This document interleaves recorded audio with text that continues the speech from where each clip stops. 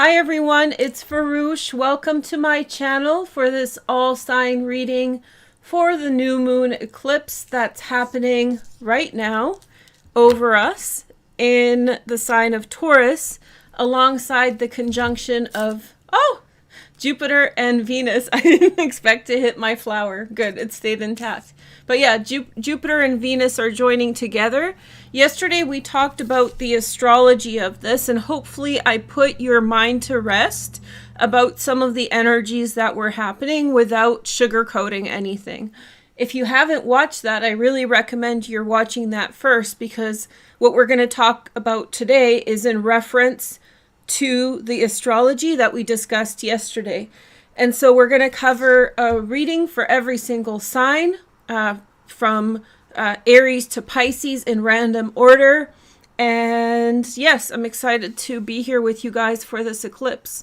So the eclipse is starting in 5 minutes at 11:45 a.m. Pacific time, and then will be at its peak at about 1:40 p.m. Pacific, and then finish at 3:30 p.m. Pacific. And as I said yesterday, it travels from the Pacific Ocean across, northern Antarctic. I don't know how to say it.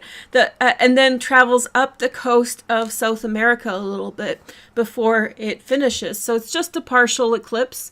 But the special thing today is the conjunction of Jupiter and Venus. Like I told you guys about yesterday, it's at the 27th degree of Pisces, which is very special. It's only happened 5 times in the span of contemporary humanity, which means ever since we started building cities and things, right? So it's only happened 5 times in the last 6,000 years, which is exciting. And it's special because at 27 degrees, Venus is exalted. Venus is exalted in Pisces, but each planet is also exalted by a specific degree in that sign. So if you have a Pisces Venus, you do have an exalted Venus. But if you have Pisces Venus at 27 degrees, that's where the real magic happens. So the fact that the ruler of Pisces, the ancient ruler, which is Jupiter, that's the first one before we knew about Neptune, is joining together with Venus right as we speak, but it really begins right after the eclipse. So exciting, right? I hope you feel the energy. So I was going to do this earlier, but I just let things flow today, Piscean energy. And so we're here now, and I'm happy to be here with you.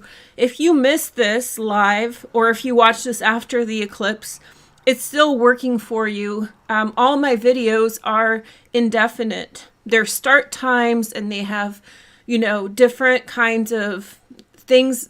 A lot will begin with this eclipse, but it's going to really grow over the next even months and years. So whenever you feel called to watching this, you're welcome. Okay? So today, one thing that I'll say for everyone before we start the individual sign readings is that you may hear today something you've not heard from somebody else. So this is a very different way to look at what's going on, I believe. I think that I'll be talking about something that might be different, and I'm excited to tell you guys about it. So just a heads up, we're talking about something that I don't know how many people caught on to. So we'll see how that works for you, but it's just heads up. So that's why I'm actually doing the all sign, because I believe there's a energy to the side that's developing with this. So I want to acknowledge it and go through every sign and talk to you guys about it. So yesterday there was 2 things. I was kind of, intuitively reading astrology for you guys for the astrology for this. And I forgot 2 things, so I made references to a couple things. So I've remembered what they are. Let me tell you about it. So first of all, I said that Ukrainians made a joke about what's happened in Kyiv, which is that the Russian forces advanced, and then they got stuck, basically. And so the Ukrainians, I heard say, they call it tank traffic. So that's their little joke. That's what I was referring to. I could only think of the word in Polish, so it wouldn't really help anyone. So they call it the tank traffic, and that's why that was, it's not necessarily funny, haha joke, but it's kind of, anyway, it's Eastern European humor, and I appreciate it. The second thing that I forgot the word for that I think is like good to mention, we started talking about economics and how the world kind of is playing out right now. And I was talking about how we need to really take control of our economies and power systems, and how certain people have gained access to power in our world who kind of wield it indiscriminately. Even in democratic systems, they don't seem to have any accountability for their actions, and keeping people in authority accountable has become sort of performative, which means that there's seemingly systems in place to, hold someone accountable, but to actually go through the process, and keep them accountable, it's very difficult.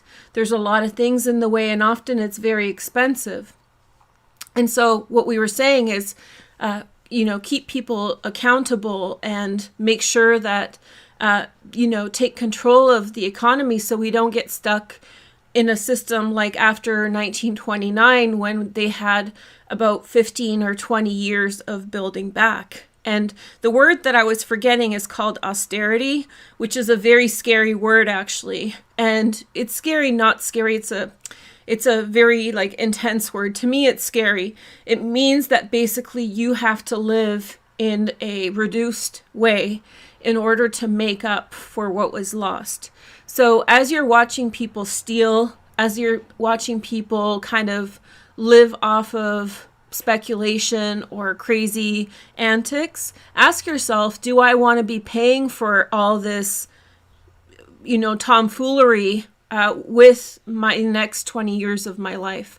And so I don't know what thing is going to cause us to wake up and say no more of this, but usually people steal and manipulate as long as we let them, right? So that was the word that I wanted to mention and remind you guys of. And I do believe collectively at some point we're going to wake up. There's going to be an event or like a moment in which collectively we have that awareness.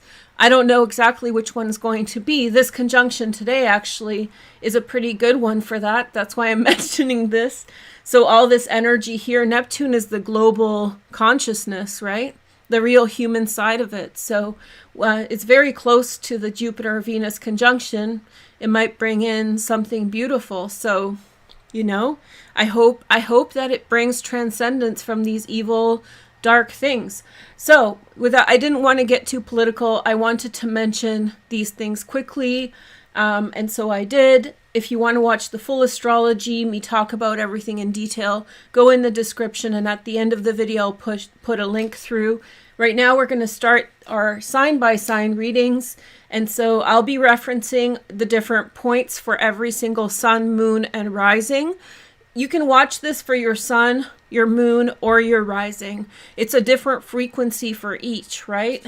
Let's not go over this again and again, but you can draw a chart like this for every single placement in your chart. So even if you don't, this is a perfect example. So here we see this massive stellium of planets in Pisces. If you were born today, right now, you would be a Taurus with a Taurus moon. However, the thing is, you can still watch for Pisces. Pisces would be very relevant for you, even if your rising sign wasn't Pisces, because there's so many planets in Pisces that the person who has a baby today, by the way, if you're having a baby today, it's very lucky, especially right after 2 p.m. Pacific. Very, very lucky. Your baby will be very blessed. We had a joke about this on another social media platform. I'm obsessed. I wish I was having a baby right now because this baby will be very blessed. But those babies should be watching for Pisces, and so should you. So if you have a bunch of planets, even if you don't know astrology, but you have a bunch of planets, even if they're not your rising sign, sun and moon, then watch for that sign, okay? And for deeper interpretation or suggestions, ask an astrologer for their opinion, okay? So don't think astrology can be picky, but it's also open-ended, right? It's like tarot. It's not as rigid. It's almost like you need to learn the rules to a certain degree and then you can just go with it. So, you know, don't get bullied into not watching for something that resonates for you. Some people watch for their North Node, which is a great series of videos to watch. Some people watch for the Midhaven. So, yeah, just by all means, you know, watch for whatever you like. So let's begin. I have my chimes here, so let me just play them for you to start, and then we'll begin. And I just hope that this new moon brings you wonderful energy. I just saw we hit the 11:11 mark. I hope it brings you positivity, joy, and happiness. A little caveat, you guys, I had a coffee. I'm sorry. As you guys know, I don't drink. Well, maybe you guys don't know, but I don't drink much caffeine. So when I have it, it was a bad decision, I think, because I'm very hyper right now. It hits me hard. I'm a caffeine lightweight, so it hits me hard. So if I'm a little bit, you know, I'm not manic. It's just the caffeine, okay? So, and I was deliberating, do I do it or no? And I decided yes. So now you guys get to have me all juiced up. Okay, so let's play a little chime for this new moon.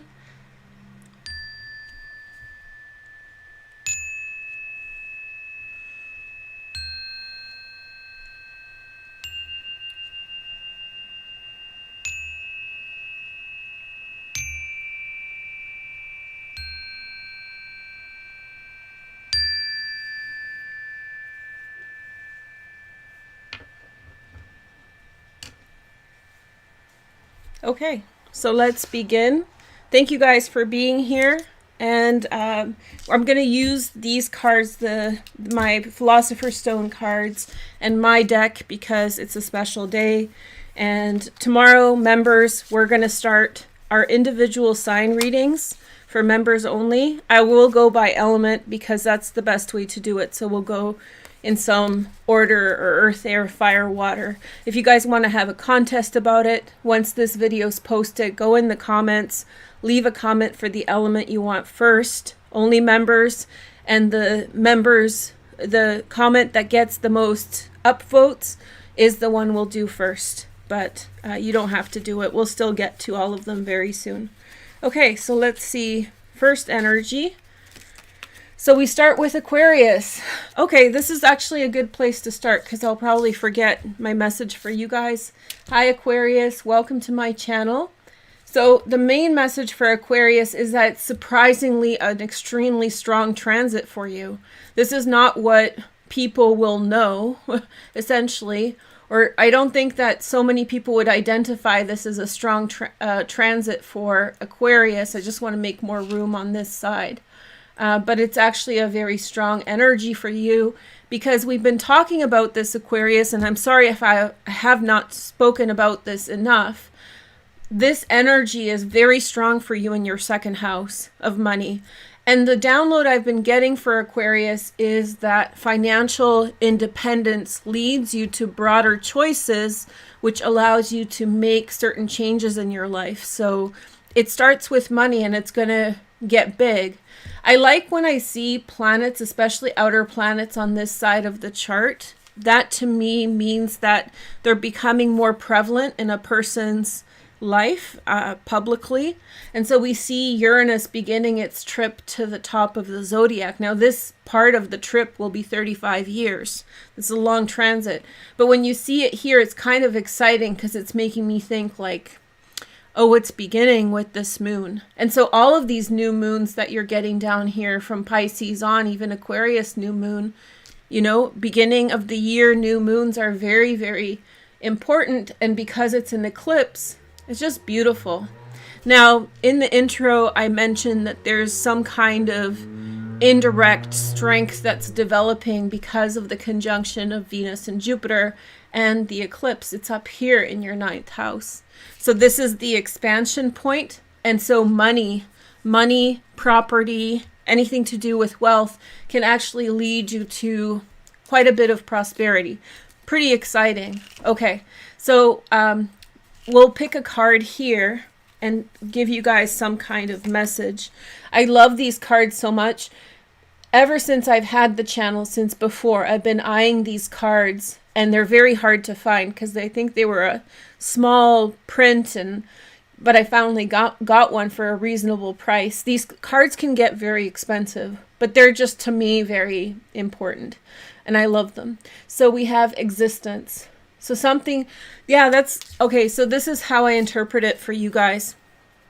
Essentially, it feels like there is, it's not that you're held back, honestly, in life. It's that financial prosperity at this time leads you to taking a greater control of your life in some way. We want to be looking at Pluto for you guys also at this time, because Pluto's entering your first house over the next 2 years. So, you know, independence, you know, changing your life to make it more aligned with your vision of yourself. Okay, so we're going to do 6 cards today. We have the 4 of Cups. And then we have the Devil, which is Capricorn energy. That's the Pluto there in the 12th house. The emergence of something. You're getting an offer of something that allows a new side of you to emerge. I really get the feeling that that's going to lead you to leave certain situations. That doesn't mean they're bad. It just feels like you're searching for authenticity in your life. This does not mean that you're leaving a relationship. It's more like the themes of your life will change and you're leaving certain things behind as you attain more personal strength. I think that you've been disappointed by someone not giving to you in the way that you had hoped. And maybe that person or that situation will never give to you, but there's something else that is coming in that's going to compensate. So there's going to be something else that's going to give you new beginnings. I see financial new beginnings. Be on the lookout for these things. Finances lay the foundation. This conjunction, in my opinion, is one of the strongest ones that anyone has.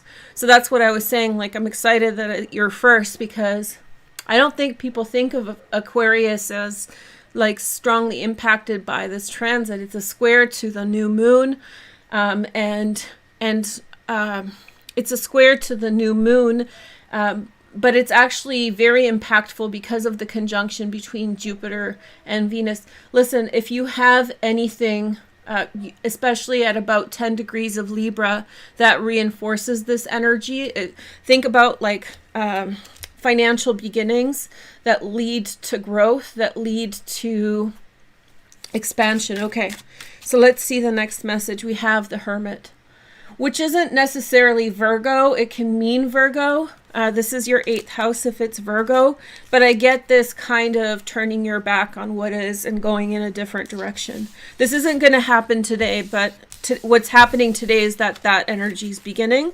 So, and it has to do with not leaving something behind, but, you know, prodigal son sort of experience, like searching for authenticity or seeking out authenticity. Okay.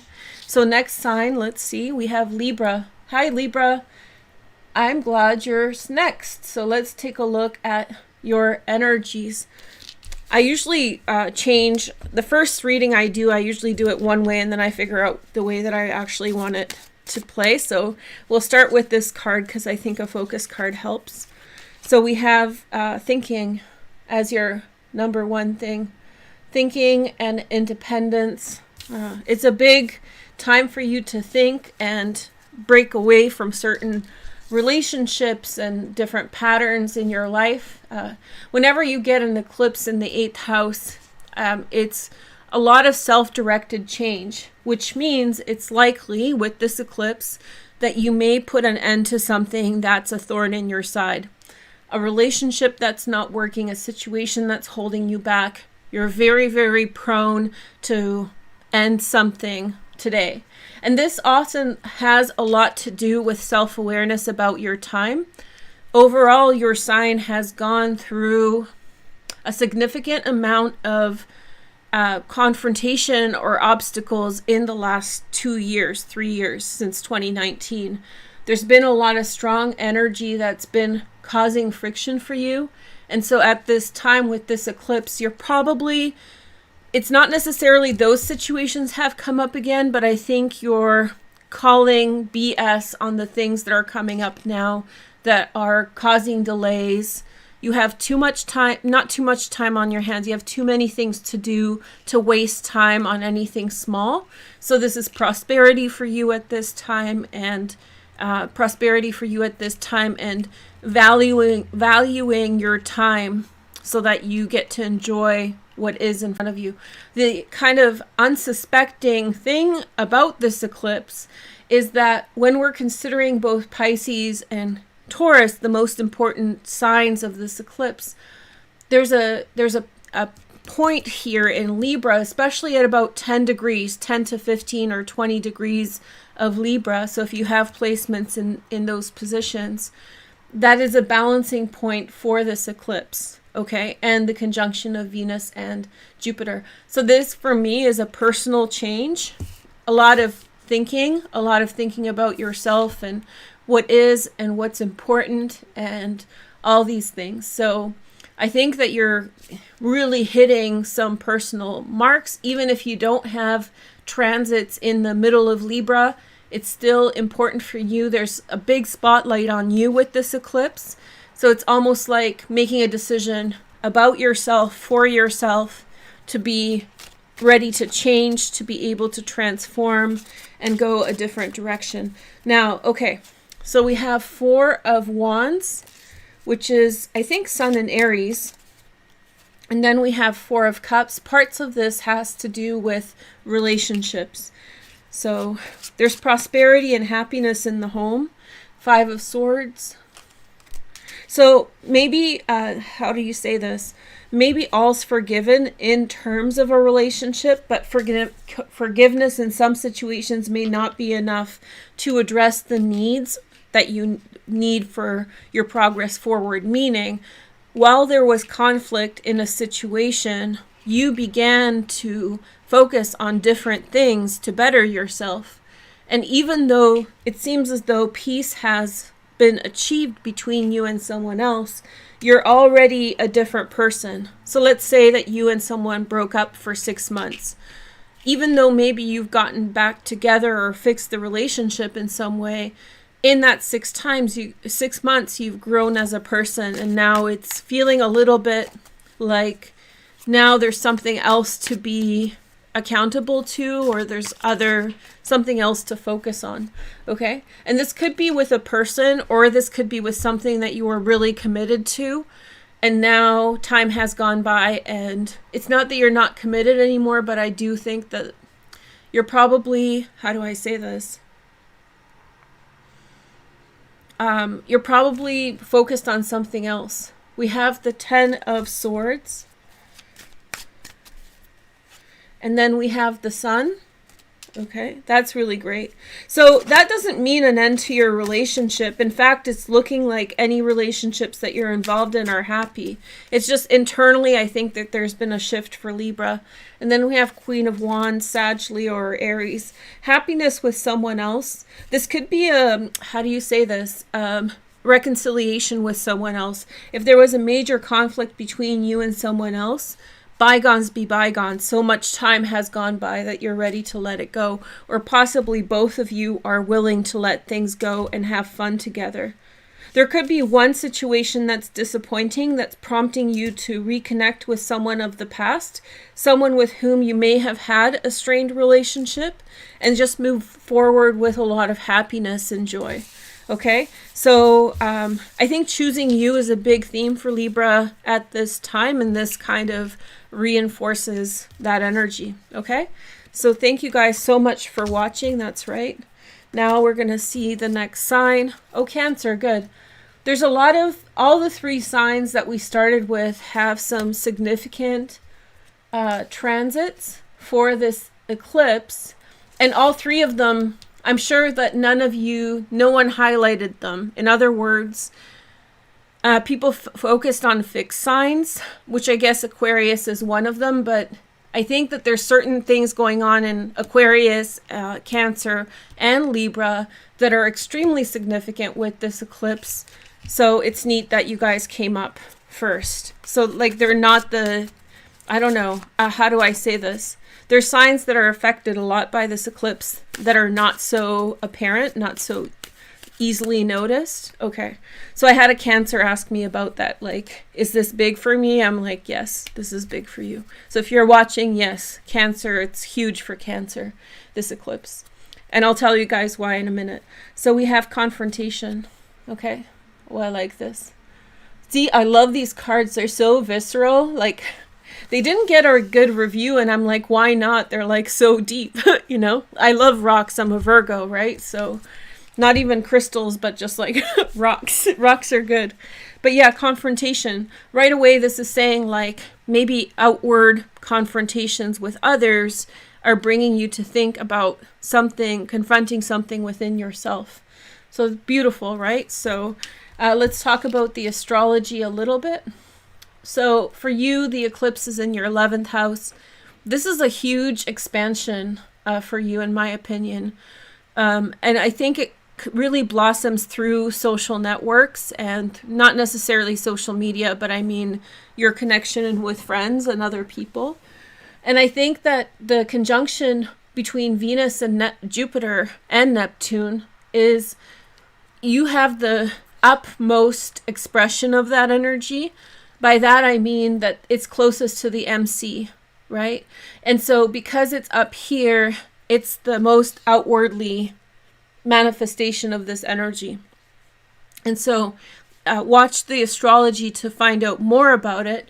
But Jupiter and Venus in that position are like good luck in your life. So you have so much coming into your life at this time through this conjunction.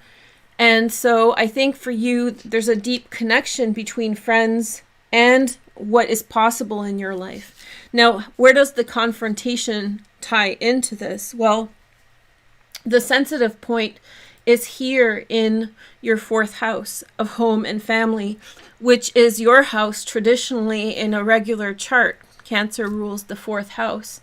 And so it's kind of neat. In your chart, it's Libra that rules it. However, it's kind of like drawing in your home, thinking about things, thinking about the people that you know, confronting certain truths about your life, and then knowing where to reach out to, which friends to connect with. And so at this time, there's a pulling away from your public life or your social life and drawing in towards the home, which you're naturally so comfortable in. So this confrontation isn't an outward confrontation. It's more of a reflection on who you are and which way you need to go. It's like recognizing a certain part about yourself and saying, this is me, and so therefore I need to find friends like this. So maybe you've been looking for the wrong friends or looking for acceptance in the arms of the wrong people. And so with this confrontation of the self, you're like, I actually need to find more friends that are complementary to this side of me, as opposed to trying to seek it in these wrong places. So I think that you're having like a mental shift, a personal shift of self-awareness. And that's going to be, you know, when you step into flow, when you step into the right energy, then it takes you really quickly in the right direction. So the conjunction with Venus and Jupiter, I think, will just maximize that. So spend the time today to think about what you want and which direction, what shifts reflect your authenticity. I think you're going to move very quickly moving forward. Okay, so yeah, it's about saying no to the people you're trying to please who never fully accept you anyway, right? And it comes through self-awareness and self-acceptance. Okay, so here is your cards. 5 of Swords. So that's that appeasement piece, trying to make other people like you. That's a very Cancerian trait. I have that. I have Venus in Cancer, always trying to make people happy, right? Which is a good thing, but it's not good when it rules your life or holds you back from things. Then you have the Temperance card, which is Sagittarius, really thinking about or feeling your way through. And then 10 of Wands. It's always felt like a burden to leave these situations. Once you think about things a certain way, once you rethink them through or kind of reframe them in some way for you, then you'll become aware of, you know, people you always forgive because you're emotionally in some way invested in that relationship. Once you rethink that relationship in some way, that burden of forgiveness gets removed, you know? One of the things that I've been thinking about a lot, and we'll do more about this in the future, is the idea of forgiveness and how that is intimately linked to evangelicism, specifically Christianity, right? But many religions have an aspect of this. And we're told, forgive, you must forgive. If you don't forgive, blah, blah, blah, you know? But in reality, forgiveness can be extremely harmful to the body. And it can be if you don't really want to forgive or so forth.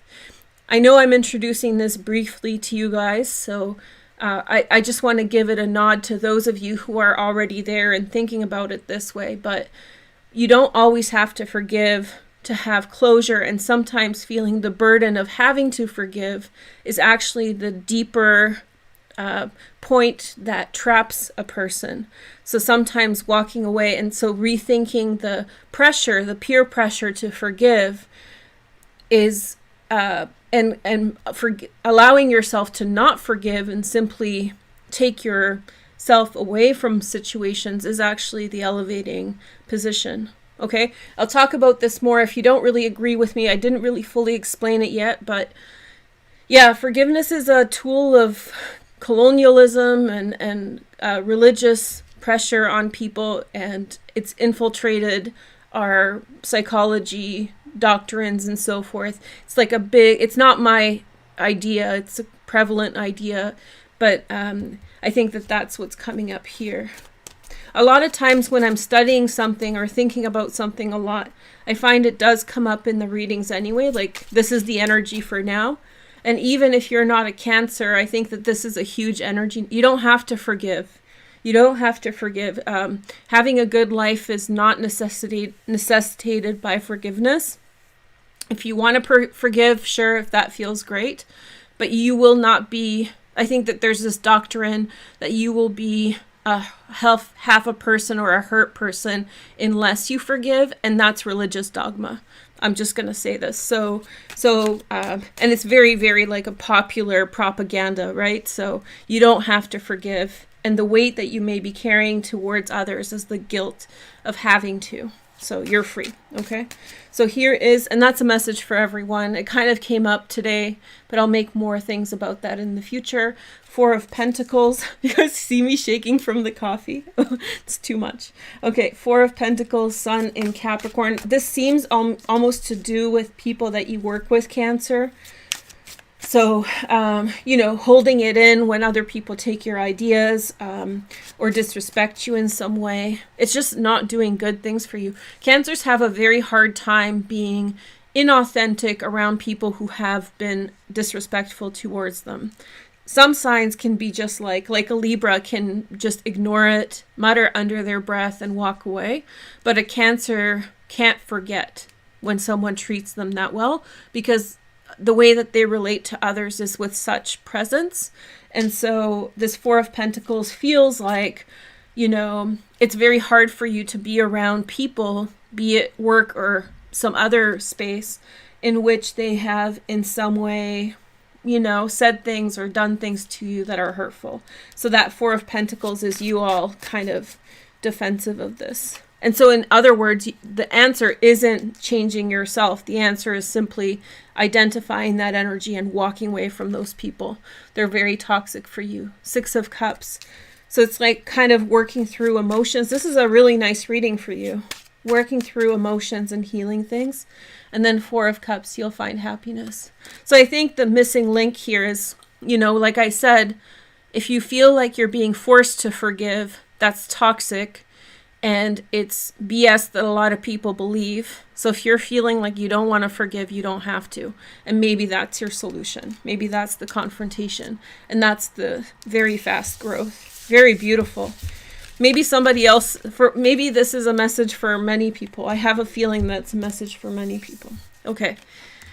So my Venus is in Cancer. And so when I read for Cancers, many of you may get kind of heart healing energies for any sign. So it's also about the reader. So my Cancerian readings, I think, are really for the collective, but okay. So we have Gemini next, Sun, Moon, and Rising. Let's take a look. Hi, Gemini. Gemini is also important right now, but first you'd be surprised, the air signs, this eclipse is very strong for the air signs. So Gemini's kind of, well, we'll talk about it. Yours is more literal, so it'll probably go faster. Cancer's was very introspective. So yours is more pragmatic. I already know. So I already did some short form videos for all signs on another app. So we have direction. Look at these cards. They're so, I don't know if they resonate for you guys, but I'm obsessed with them. They're just so like, in my opinion, they're fine art. So direction. So this is in line with the astrology, so I'll explain it right away for you. Essentially what it means is a chosen direction in terms of your career should magnify at this time. So whatever stage of career you're in, there's some kind of massive growth or opportunity for you at this time. I hope it's today. And so look out. This is sort of in some way like a retort to the energies of Capricorn from 2019 through 21. This is your glow up moment. This is your response to what's happened, but not necessarily in a vindictive way. It's your triumph over whatever's happened in your life in the past years. And I think that the eclipse that's actually in your 12th house, it's suggesting that there's something on the subconscious level, yourself or with others, that's happening, fundamentally changing things. Also, in the 12th house is the hidden enemy. An eclipse can suggest the termination of things. This could mean that a rival or someone who's difficult for you in your life is being removed, and very quickly. And so that it's almost like a free bird astrology when I look at it. It's very simple and very direct, but it's beautiful. You know, you're free as a bird, you're breaking new course, and I think you're turning away from things. For some of you, this might be from a close friend. And so finally you're ripping away. Not all of this will be self-apparent for you right away. So some of this might actually be implicit or in the subconscious. When things happen in the subconscious, oftentimes it's not self-aware. So it's not like, oh, this is happening because I know this. You're probably having this experience of like, this is strange or this is weird. If you find yourself asking yourself, oh, this is strange or this is weird, it's a sign that something's going on in the 12th house, right? So with this eclipse, it may not be like, aha, this is it, I see this point, but I think that there's some kind of a direction that's evolving underneath. Beautiful energy for Gemini. I'm really happy to see it for you. And it's not like vindication in terms of like getting back at someone. It's like finally getting rid of a situation that was really weighing you down or harming you and slowing you down, you know, towards the things you want. Okay, so now let's take a look at your astrology. So tarot card, sorry, 10 of Wands. So definitely a burden, emotional burden. Something's just kind of has been as it is. Then we have the 2 of Cups. I have two of Cups in this deck. This is the love one more. I just feel as though someone, and this has come through in several readings for Gemini, someone really appreciates you or loves you. This could be someone in your career, which means someone's always out there repping you or giving you, you know, respect or encouragement in some way. There's someone who thinks you're awesome, you know, and when you have like a mentor, when you have a cheerleader, where someone really believes in you and is always willing to like cheer you on, that's a blessing and it opens doors for you. So I think there's that kind of energy happening.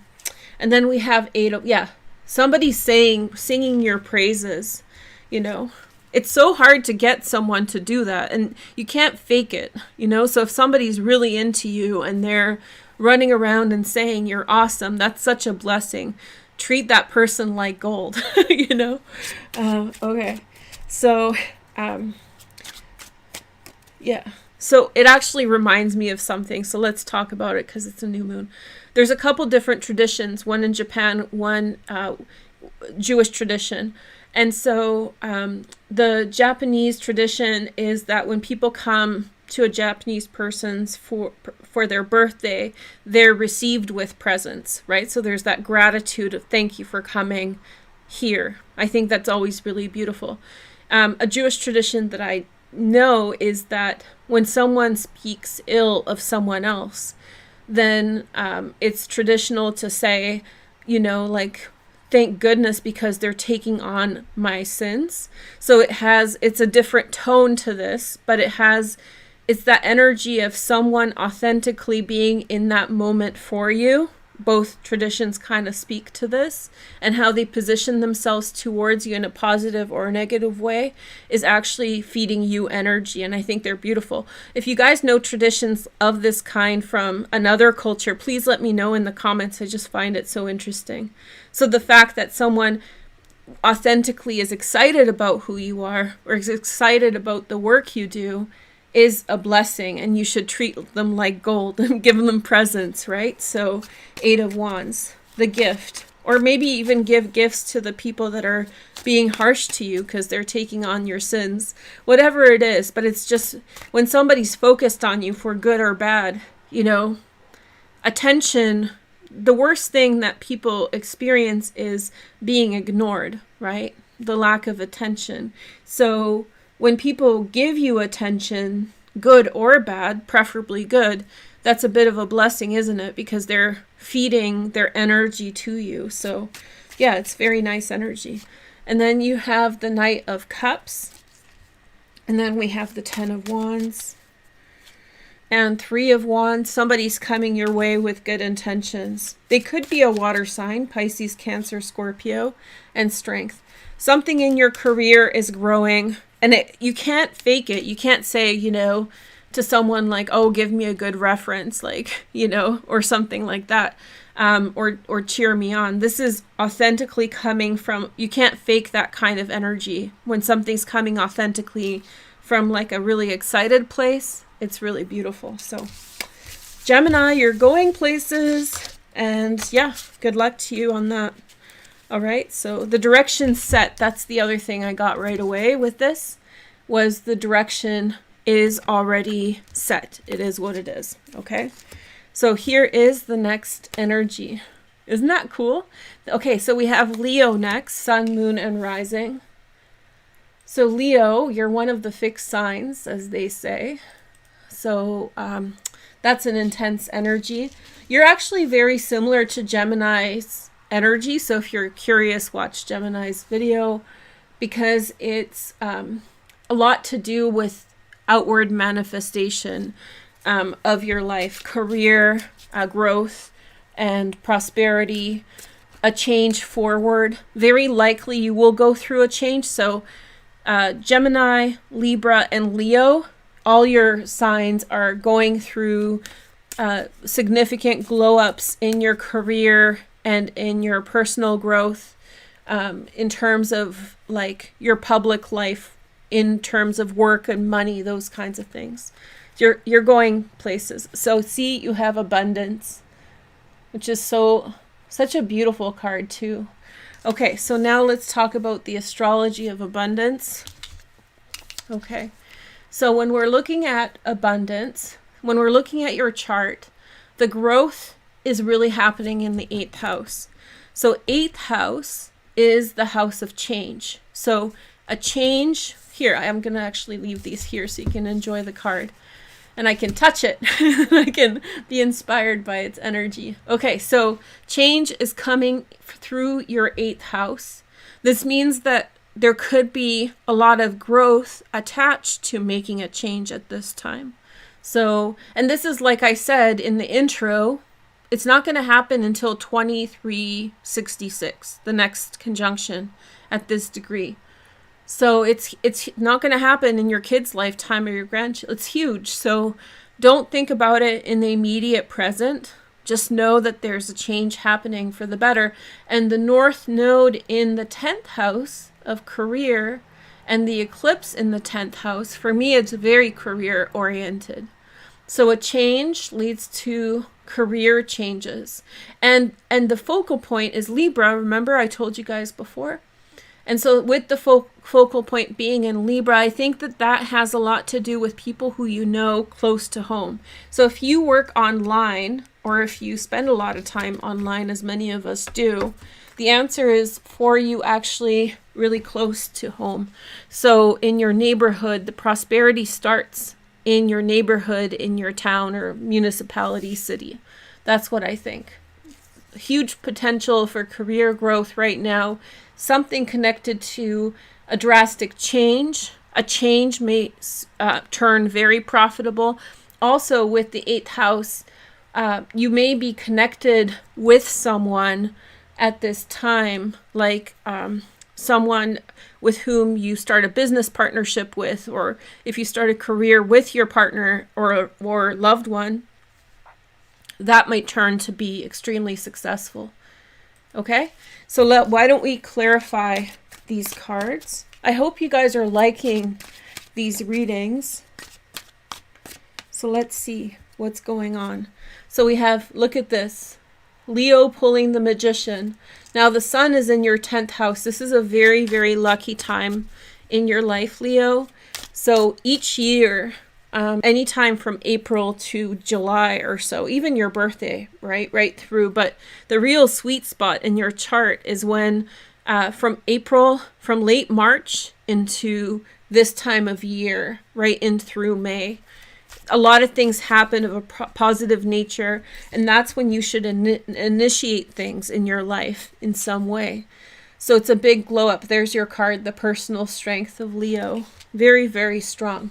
It is squaring the eclipse, your first house. So it's sort of taking you outside of your personality. So the less of ego that you put in, the more that you receive in this energy and adapt to it, the better. So learner's mentality you want to have, rather than dictating things, which is you want to make choices and initiate things, but rather than dictating things, you want to kind of work with what you're being given, in terms of opportunities with work and whatnot.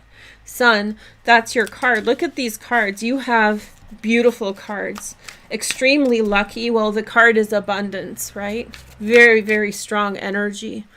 So, taking out the wrong thing, watching things come into their own for you. You don't have to rush things. Things are coming. 5 of Pentacles. This is important.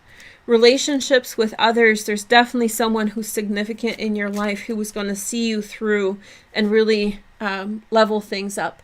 And 10 of Swords, leaving things behind. A lot of eclipse energy has to do with cutting losses, right? Something to do with work. Sun, cutting your losses, letting go of the past, moving towards abundance, not getting caught up in past circumstances, especially things that made you feel caught up, stuck, any of the above, okay? Woo, this eclipse energy is pretty intense, okay? So I think we're almost halfway through. I think we're 5 readings in. I'm going to check in with people who are chatting. How are you guys?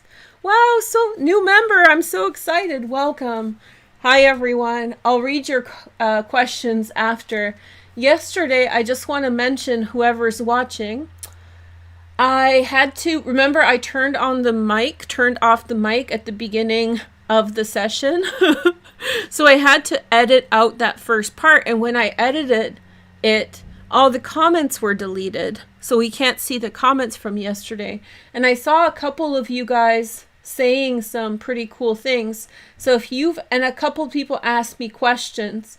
I don't know what those questions are now. So if you asked me a question yesterday or left a comment in the live chat, you may want to leave another comment in the discussion today, and then I can answer you. So I'm sorry about that. Okay, so next sign, let's do this. The eclipse is here. Virgo, number 6. Okay, Virgo is the 6th sign of the zodiac, so this makes sense. Let's see Team Virgo for the win. I don't know if anybody says for the win. I'm so stuck on that word. Okay, Virgo. So again, you have an expansion, but it has a lot to do with partnership and relationships. Similar to Gemini's energy, actually. Similar in the sense that someone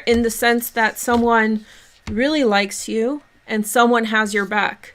So you have friends and allies, and I think you're feeling it at this time. You know, Virgo's like lonely baloney, right? We usually talk about how, you know, the reading's always like, well, you got to do it your own way. You got to go your own path. This transit is this year not very much about that at all. This is about you and other people. So existence. Okay, that's a really beautiful card. So let's talk about the astrology. So it's very much about being there with others and probably finding more people at this time. A lot of reasons why Virgos are alone is that they don't settle too much. They're pretty picky. And so sun, moon, and rising. All Venus and Virgo, my goodness. Yeah, picky. So picky Virgos don't tend to settle for bad qualities of character. Things that they don't like, they don't really stick around for.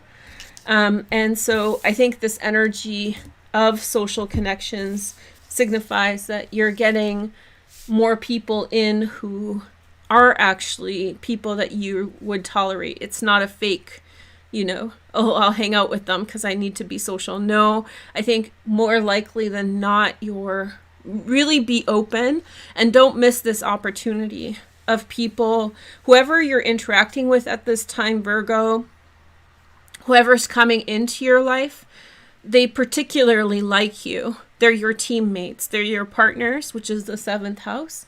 And especially around this time today, you might be seeing some kind of important person show up or turn up and give reverence, like I said about the Japanese and Jewish traditions.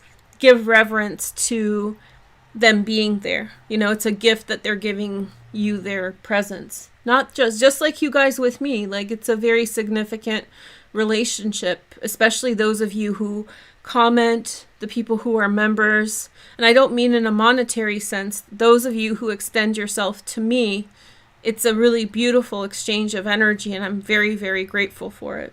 So 7th house, Virgo. It can be a lot of different types of partners. But the eclipse is happening in your 10th house. I don't know if you watch me on a regular basis, but you know I'm very, very excited. You should know about and it's not just the coffee talking. Uranus in Taurus, I just think it's the best for Virgo. It's in the 9th house and it's heading into the 10th house. And I'm so glad that I'm alive for it. And I'm so glad that I'm this age for it, because I can truly appreciate it. And it's just the best. What it does in your 9th house is expansion of possibilities. For a mutable sign like Virgo, you're getting different options coming at you at this time. Different, you know, being stuck in a rut, Uranus is the perfect kind of solution. So the new moon eclipse is a continuation of this energy. So it's like you're walking through another door, and that on the other side is new possibilities. So something connected to your social life, something connected to someone who believes a lot in you. For Geminis, it was more like a coworker or a boss who just really loved what you were about or what you did. This is someone who's more of a partner or a friend or an ally who's just like, you're the best, and someone who's willing to go out of their own comfort to do things for you. So you may see actually somebody at this time show up and facilitate for you something really great, Virgo. So don't shut it down. One of the things I'm getting as downloads for this is don't miss this, Virgo, which means that maybe we don't go through life expecting others to help us out and do things for us. I think that would be pretty narcissistic and messed up. But you also, you don't want to miss it. right? So I'm not telling you to be like, you know, do this for me, but I think you should be paying attention to see if someone is giving you that kind of energy, and accept it. Don't be bashful. So they're really open to giving to you and to a strong partnership in some way. You're really being guided towards people who see very important things about you. There's like a very strong foundational relationship between you and someone else, and they know you very intimately. Maybe not in terms of physical intimacy, but they know you well. Or even if you've known them for a short time, there's a real kindred spirit sort of energy. So pretty exciting for Virgo. I would say this is one of the best positions for the conjunction of Jupiter and Venus. So, and it's in your 7th house of relationships. I would say it's bang on, one of the top.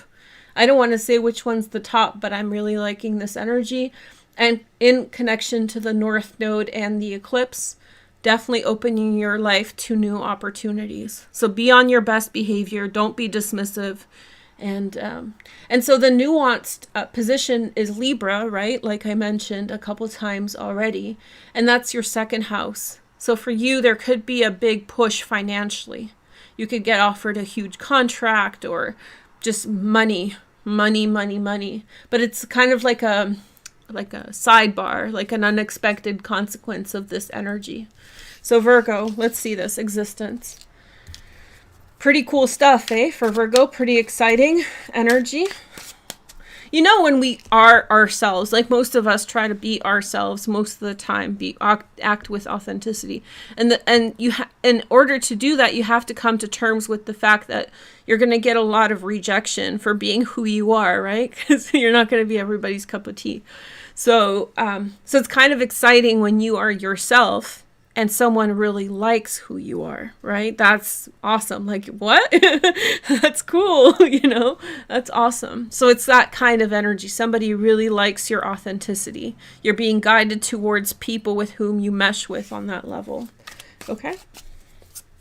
Good energy. Okay, so we have King of Cups. That's that benefic Piscean energy. It could be Pisces, Cancer, or Scorpio, but it's just someone who really, really likes you, you know? And it can be romantic, but it can be also, it could be also platonic. Hangman is Neptune, 7th house again. So there could be some types of delays with regard to this person. Something might be holding them back. So if you're not seeing it right away, it's coming. And then we have a new beginning. It just really, it feels sort of tangible, like a financial boost, but it can mean a lot of different things. You're on the same page with someone else. That's a good way to say it. Okay. Then we have 6, somebody has to leave a situation behind or change some things about their life. I know it says Wands, but this is the Swords card. And then we have 3 of Cups. This could be someone from the past, Virgo. Somebody just gets you.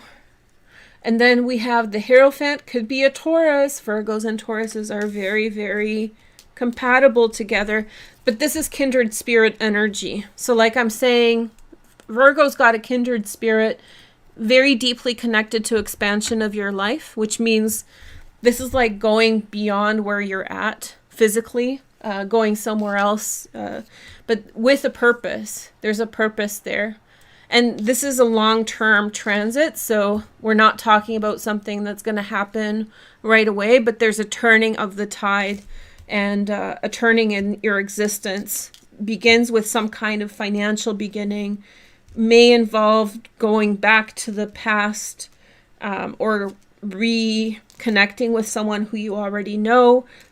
There's delays though, because someone needs to leave a situation or change some things around to be more available. But the outcome is kind of I see the Hierophant as bonding based on principles, which means like coming together with someone based on, shared common values and so forth. Okay.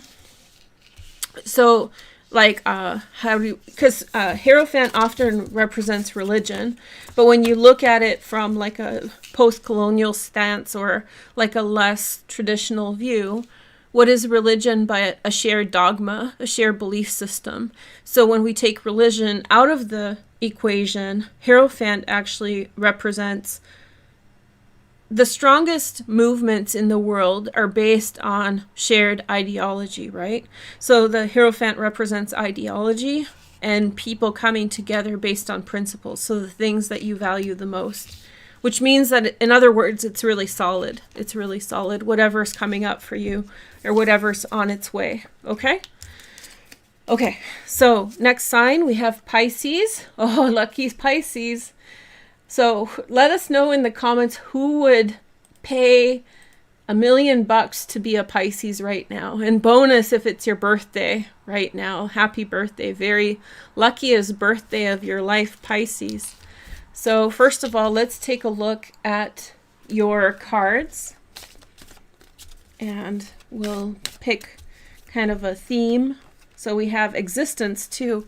Pisces and Virgo are on the same axis. Virgo just got the same card, so existence.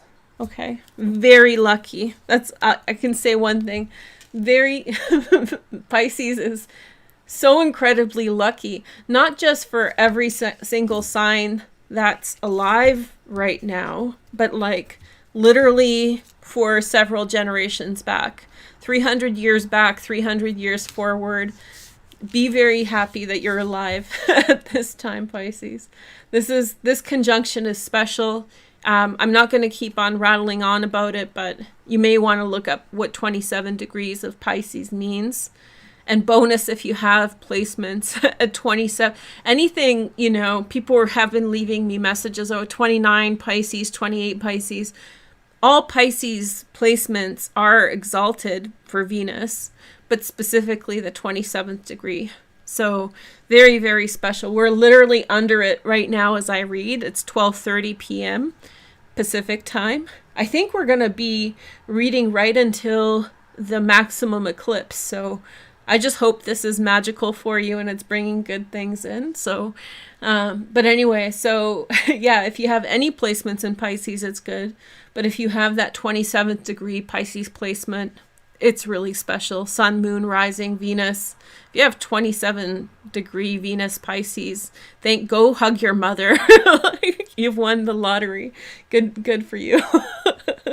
So yeah, very, very lucky. Luckiest time. When we have such a lucky transit, it could be many different things. And so defining it for what it could be, I mean, it's emotive and it's special and it's very lucky. It's very nebulous, which means that it can come from any place. So any kind of definition or remark about it almost limits it.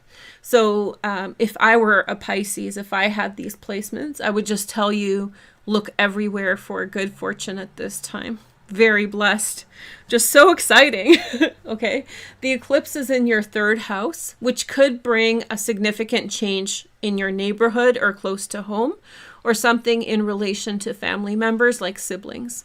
I usually refer to the cohort, which is people who are of a similar age, cousins, brothers, siblings, brothers-in-law, sisters-in-law. Although this is referencing your earlier childhood, so maybe more of a blood connection, but you know, everybody's different. Adopted people have siblings, and adopted siblings work. So 3rd house, close to home, changes, and the unsuspecting energy that's actually being affected by the combination of these two transits is the 8th house. And so this could be like an unexpected bond, somebody coming to you and saying, hey, let's come together and pool our money together for this outcome. Whoa, surprise coming up. What could it be? An unexpected change could arrive for you, in which you're being told, hey, make a decision about your existence and make a change. Also, we want to talk about the nodal positions. Now, announcement for everybody. Some people already know, but I'm going to be doing finally the nodal series now. So the nodal series means we're going to talk about the nodes in detail over the next week and a half leading to the full moon. So this is the perfect time to do it. I think the timing's great. But so we'll talk about the nodes for you there, but suffice it to say for this eclipse, which is with the North Node, there's a big turnaround going on in your life, coming back to home, whether literally your physical home, the home you were born into, the town you were born into, or the themes come up for your life that reference your childhood in a big way. That can be incredibly triggering for people.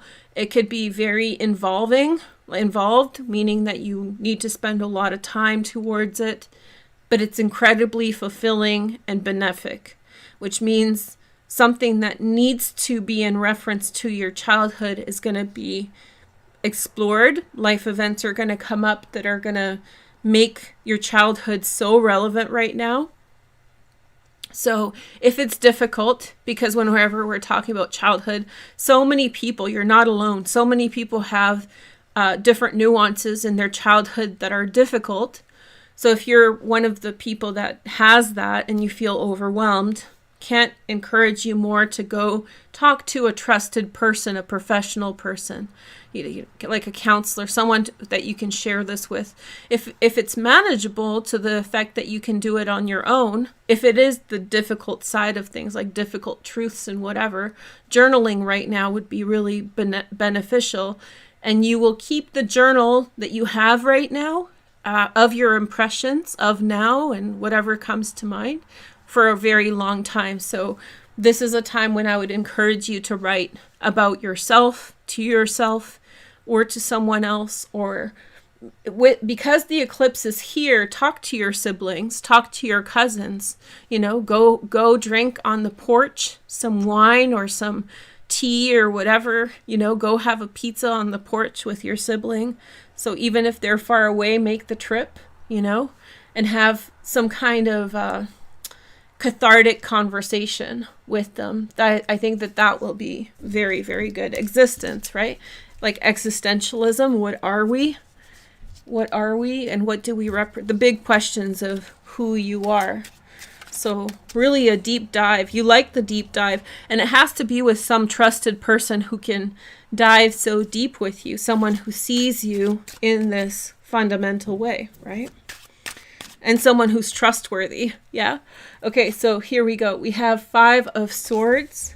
So I'm getting the feeling that the 5 of Swords isn't so bad, but it feels like maybe some people in your life, some friends who just don't look at you in a deep enough way, and saying goodbye to that, moving past it. In other words, somebody sees you as too superficial. And I think you know that. We know when people take us for granted or don't look at us, the way that we are. And so I think that there's a pattern of leaving some of these relationships behind, moving past them, but there's some type of delay. That's Neptune. So maybe there's still something else that you need to take out of the experience and integrate it. There will be some kind of delay. So that means that, there may be, how about this? Because I hope this is not too triggering for people, but let's say that you want to step away from an acquaintance or a friend or something because they're just not seeing you and their energy's draining. Their dog dies or something, and then they call you and they're crying. So the Hanged Man is like the delay of that. You'll be there for them, but I think the bigger pattern is that you've successfully sort of decided to ask for more in terms of a relationship. This could be also with your career, right? With your job, 8th house, that's Libra. You could be leaving your job, but suddenly there's something comes up at work where they need you. So you're like, I'll stay a couple months longer to make it work. So it feels like a delay on your decision, but your decision is good. You've tapped into a deeper level of experience for you and you're on your way. It's kind of like if you play video games, you've conquered the level and you're going to the next level. And then we have the Knight of Swords, Gemini, Aquarius, or Libra. Somebody was drawing you into conflict over and over and over again. So there was a conflict that somebody was inciting for you, and I think that, you know, when people make us upset, it slows us from leaving the situation behind. So some people get other people mad just to keep the relationship going. So they don't know how to make it healthy, but they know how to irk someone up or whatever. So this feels like, whether intentional or not, somebody was inciting conflict, which was keeping you from leaving, and now you're going. And then we have the 7 of Wands, sticking up for yourself, and we have the Strength card, which is Leo. Yeah, you're on to bigger and better, and it's waiting for you, Pisces. So there may be still some delays, but it's coming, okay? So I just noticed my nails. I'm on to the next sign. So I noticed my nails. I don't know if you guys watch my other social media platforms, but I made a short form video, a spell for love, for today under the eclipse. And so I was digging around in the dirt. So there's a little dirt in my nails, but yeah, so that's what's going on. I just caught some underneath my ring finger. Got it out of there. I'm like, oh shit. It's hard to be, like, I'm a very tactile person. I'm always doing something with my hands. It's really hard for me to, you know, hands-on type of person. Okay, Taurus. Okay, happy birthday, Tauruses. It's a big one. Let's do Taurus next. Taurus. This huge eclipse. If it's your birthday today, like I said in the intro, probably the biggest birthday of your life. If you have a moon in Taurus at this degree, it's huge for you as well. Even some of you mentioned, oh, I have Venus in Taurus. That's also a big deal. But they all mean different things, right? We can't go through them all. But yeah, big eclipse for Taurus. Very social eclipse. It has a lot to do with improvement in your social life. Let's see what these cards say. So we have return. Something's nagging at you. This is a very Taurus energy, in my opinion. So something's nagging at you, like you left a relationship behind, or you've walked away from something. And now it's like, oh, should I go back? You know, there's still something there for you. This could be a relationship with a person, or a friendship, or it can be with like a career or work or something like that, social. So the eclipse is in your first house. That's huge. In terms, whenever the North Node is somewhere in whatever sign it's in, I find that that sign gets a lot of attention. So last year, Gemini got attention a lot. This year, it's all about Taurus. However, because some of the other energies, namely Capricorn and Aquarius, taking up all the attention in the early part of the year, it's now with this eclipse that Taurus energy really comes into its own, and it's very, very strong. So it's almost like you are the antidote to some of the other things that are going on, namely the square on Saturn, which means that there could be things at work or career that are at conflict, not necessarily you, but people around you. And so you become the go-to resolution, and you may have turned your back on these things out of frustration. Why can't you guys get it together? I don't want to be a part of this. You know, those kinds of things could be going through your head. But this North Node in Taurus is putting you at the epicenter, or at you're really the go-to for a lot of people's energy. And because the North Node is there, they're asking, we intuitively process astrology, whether you know astrology or not, right? So with the North Node in Taurus, people are intuitively guided to ask you questions, what to make of this energy. So people will be reaching out to you because they're struggling with the North Node. They're trying to figure out their lessons and how to navigate things. And they're like, oh, this Taurus over there, they may not know you're a Taurus, but they'll instinctively know. They'll be like, oh, this person gets it. So they'll be asking you questions. So this new moon to me is a real initiation of that energy. So you're the Hierophant. Your sign rules the card of the Hierophant. And so you're like the teacher, you know, like you're the one who gets it. All the astrologers and tarot card readers and spirituality people out there who have Taurus sun, especially Taurus moon. Oh my gosh, if you have a Taurus moon and you're doing this kind of teaching the masses spiritual messages and things, very insightful. Rising sign too. But I think that, yeah, especially if it's alongside the mid degrees of Taurus, it's like, listen to those people. They have insightful messages. I think this return is pointing to the fact that you may have rejected the authority. Taurus has a really good way of dealing with things, but you also get fed up, and the way you deal with things is not necessarily to impose your will on others. You just do it because, you know, this makes sense to you. That's how you process things. And so this energy may feel weird because other people are asking for your process. So if you are a spiritual teacher of some kind, if you do one of these types of professions, this is a really good time for you to, and maybe you've been reading tarot or astrology in a very kind of performative way, you know, just like love readings, this and that. This is your time to get deep. And that's if you really get authentic, Tauruses, spiritual teachers out there. If you really get authentic and really speak from your heart right now, like deep readings, I think that you will find great success with that. And I think and more importantly, I think you'll be able to enact a lot of change.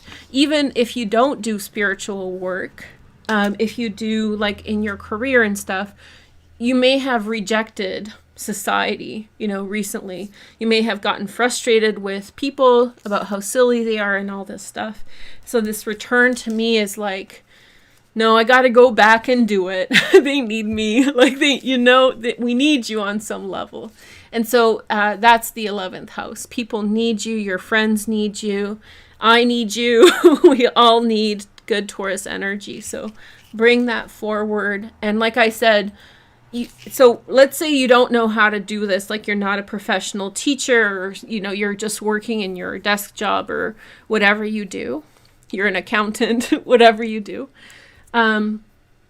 The key is just really at this time, Taurus placements, like you're not going to go wrong. Just when you're about to say something, ask yourself, what is the really meaningful thing I can say that really speaks to my heart? So just speak to others how you would like to be spoken to, and really authentically from a deep self-understanding. You don't have to be worried about whether it'll land or not. It will land. So just really own your energy now. So I think that the obstacle that people with your energy at this time may face is saying like, I can't say that, or I can't say that, or I can't do that, or whatever. And so you can say it, and it's kind of like performance anxiety or something like that. So no, just the more that you can just be you and do you, it's a very good energy. And the return refers to going back to people who are your audience, whether it doesn't mean like in a public setting, not everybody has to be, everybody has their own way, but whoever's waiting for your insights, I think you may have gotten frustrated and left in some way, even if it emotionally, and I think you're going back now, like it's meaningful for you to go back to them. Your people are waiting. And look at the Hierophant card at this time. I think it's deeply connected to this message. So it's all about, you know, like I said in the previous reading where Hierophant came up, religion is one thing, but there's like a higher, with the Hierophant is ideology, right? So you're like the truth speaker.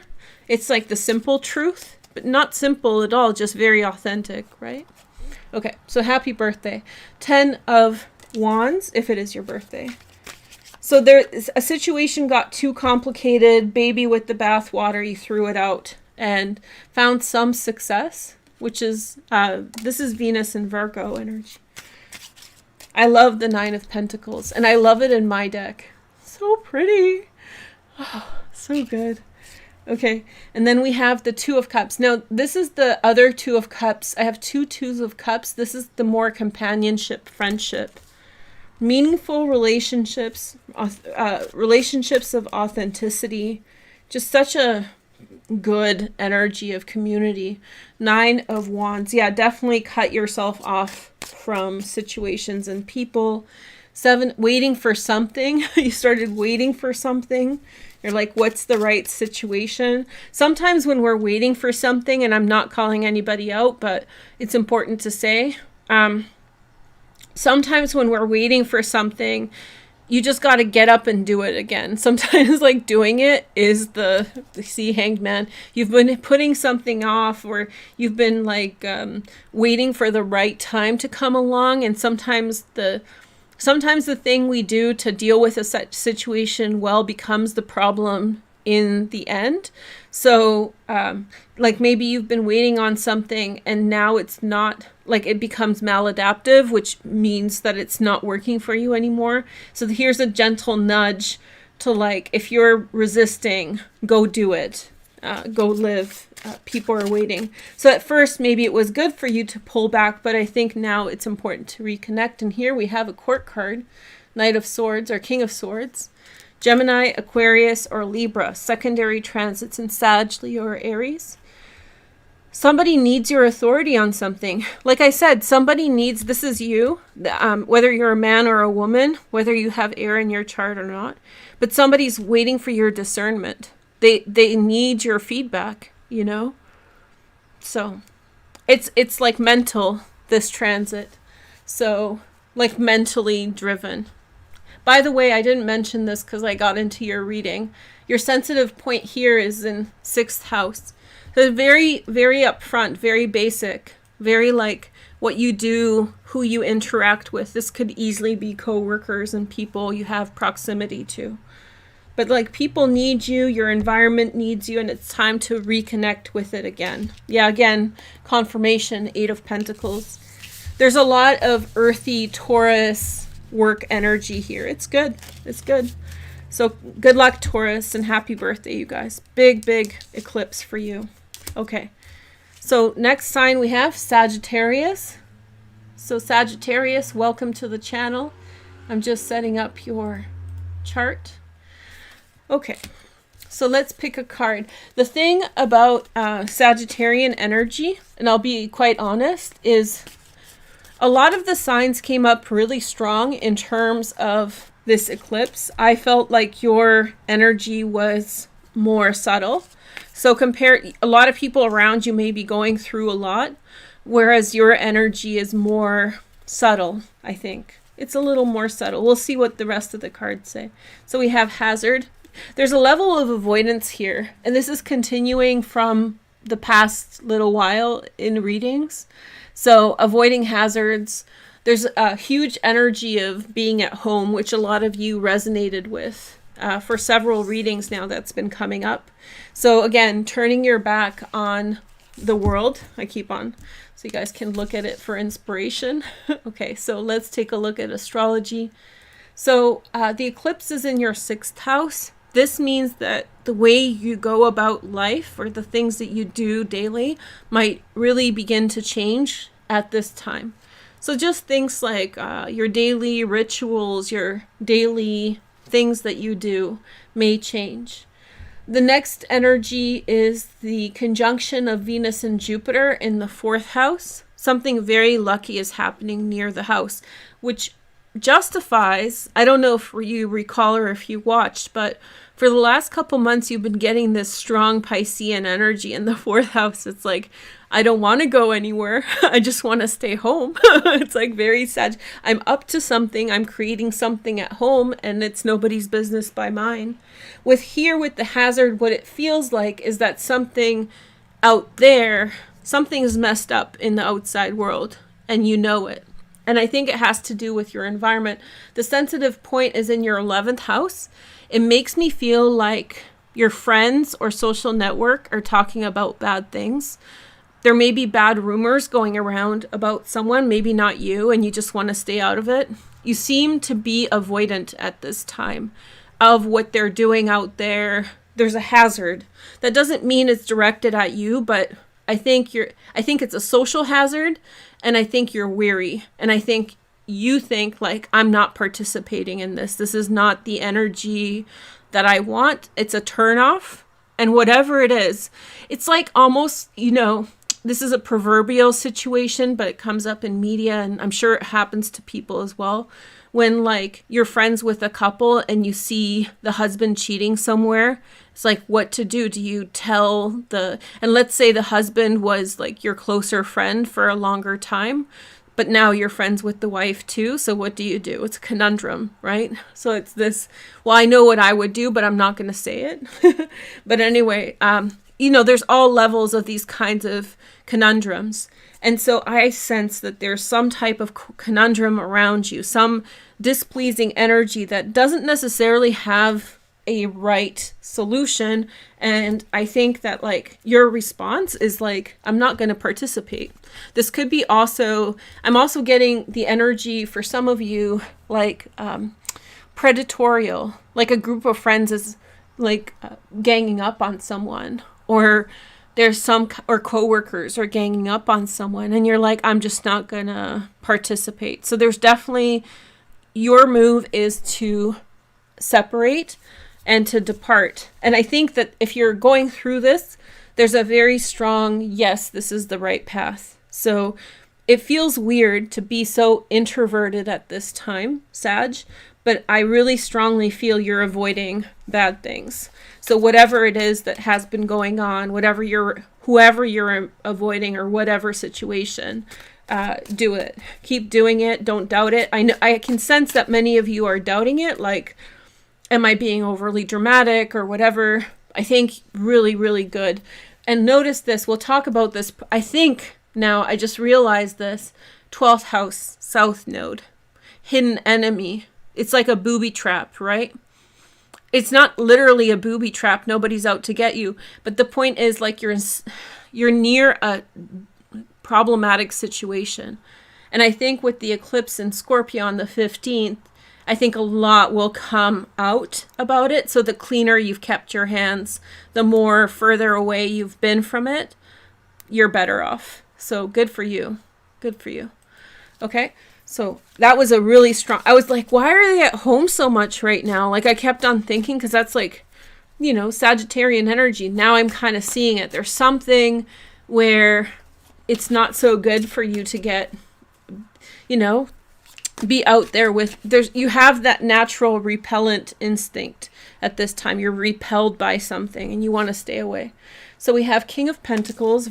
Somebody has a lot of money. See, there's jealousy involved. Someone has a lot of money or a lot of status, and I think people don't like it. King of Swords, somebody spreading rumors. Gemini, Aquarius, or Libra, possibly, but probably.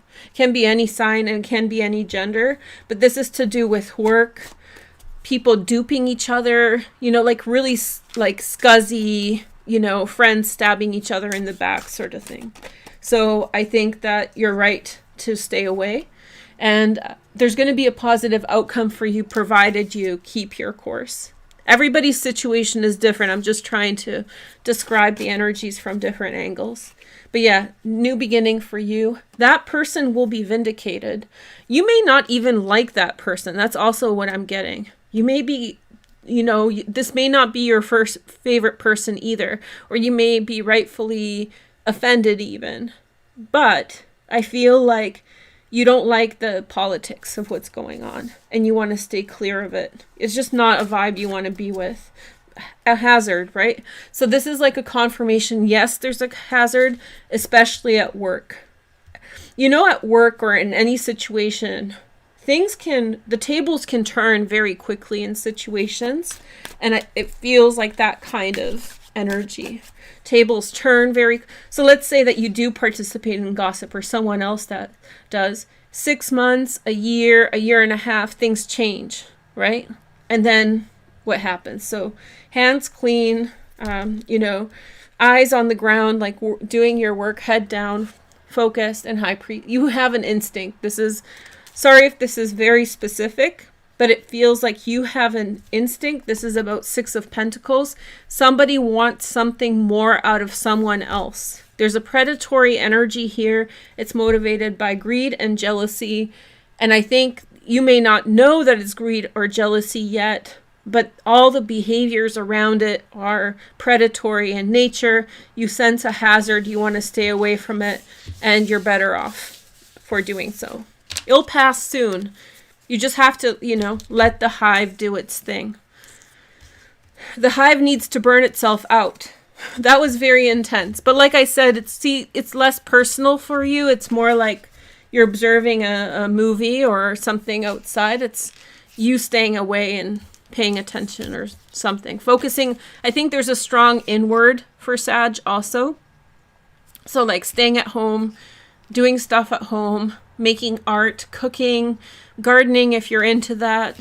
Something close to home that's got your attention. So you're not bored. It's just very introspective. Scorpio. Okay, Scorpio. Big eclipse for Scorpio. But the next one's going to be bigger. So let's begin. Scorpio, Sun, Moon, and Rising. So Scorpio has the best love transit with this. So you're at the tail end of the best love transit in your lifetime. One of the best ones that you'll ever get. So whatever's happening for you in your love life, romance, go after it if you're a single Scorpio, because not everybody needs to be in love and all these things. It's a very loving time and a lot of good energy. And if you're single and you're mingling and all this stuff, put yourself out there as much as you can. Again, it's a very upfront message. It's strong transits in love and partnership. Both. That's why it's so powerful. Very huge emphasis in love.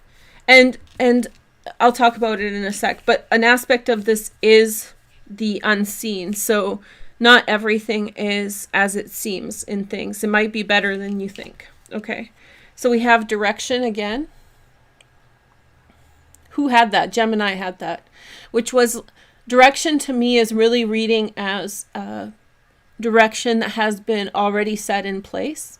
So it's almost like, direction's been chosen. A path forward is made. There's the ball has been rolling down the hill, gaining momentum. So it feels like the effort or the energy towards something has already happened. And now everything's playing itself out. Okay.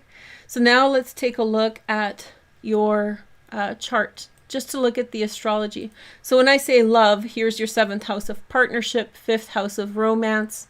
Romance is through the roof. And the eclipse is in the 7th house. Very quick change in a partnership. The emergence, transformation, good luck. It's all favorable planets too, Very, very favorable. A lot of releasing of the self is already happening. Catharsis and purging of the soul. So it's like a lot of personality change, which means that you're willfully and happily letting go of something about yourself. Maybe being single is like an identity thing for you. Like, hey, I'm single, and I love it. I'm a single Scorpio, yes. But maybe you've met someone and you're really in love, and suddenly being single is, how do I say this? Like you can let go of that identity. So it's a release of identity. But the big one will come on May 15th when we have an eclipse over here. So we'll talk about it then. And the surprising energy is that it's the subconscious.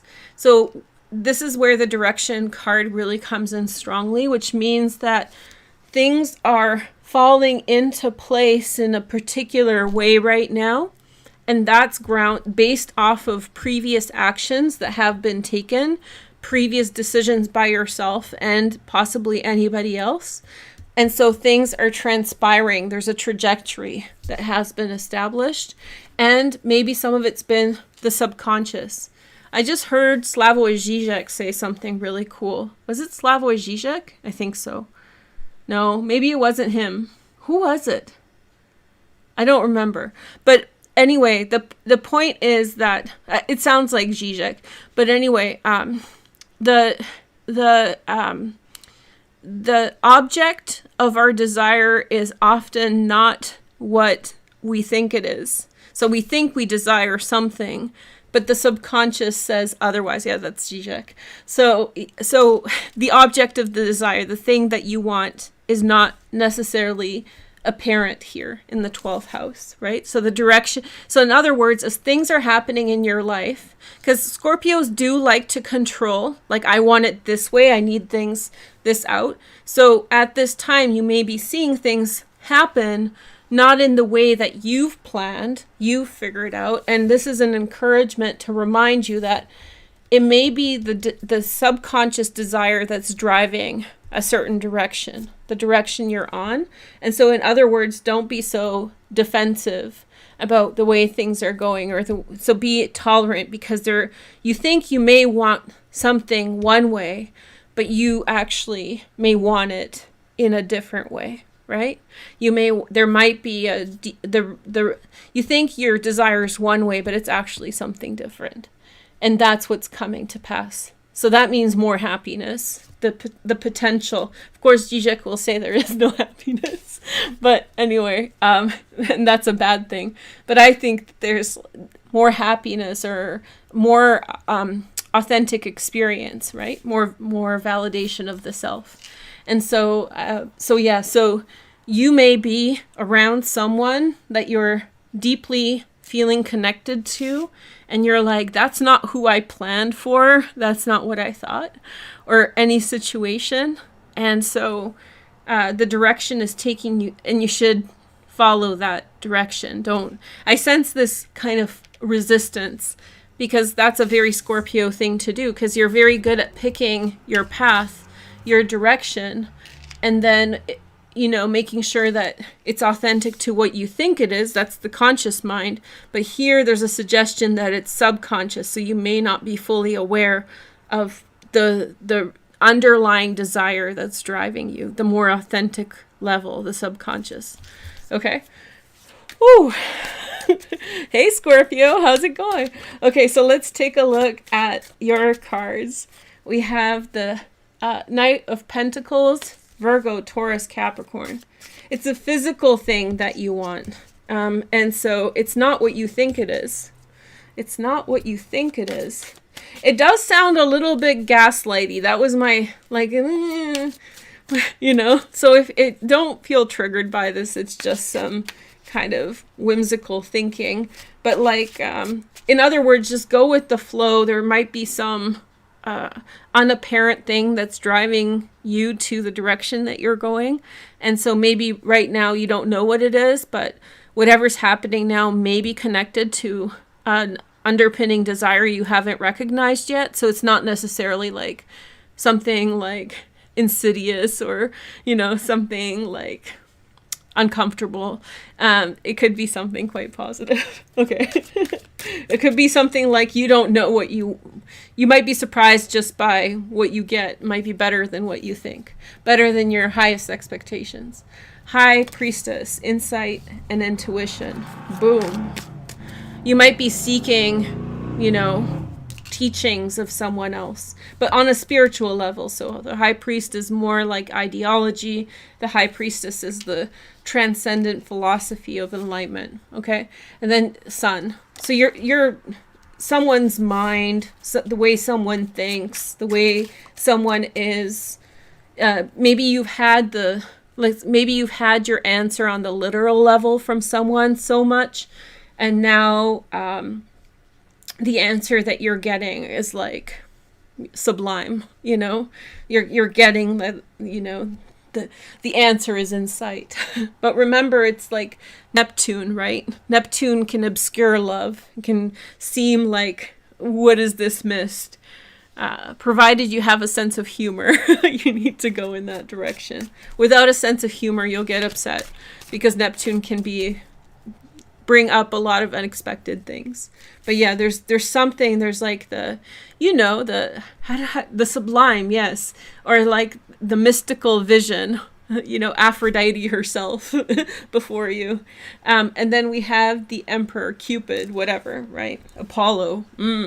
Okay, we have Emperor energy. It's something that you truly want, right? So in other words, sorry I got so funky with this, but let yourself be taken in this new direction, even if this direction is not feeling, if you're not so sure about it, or if you're not firmly set yet. Seven of Swords.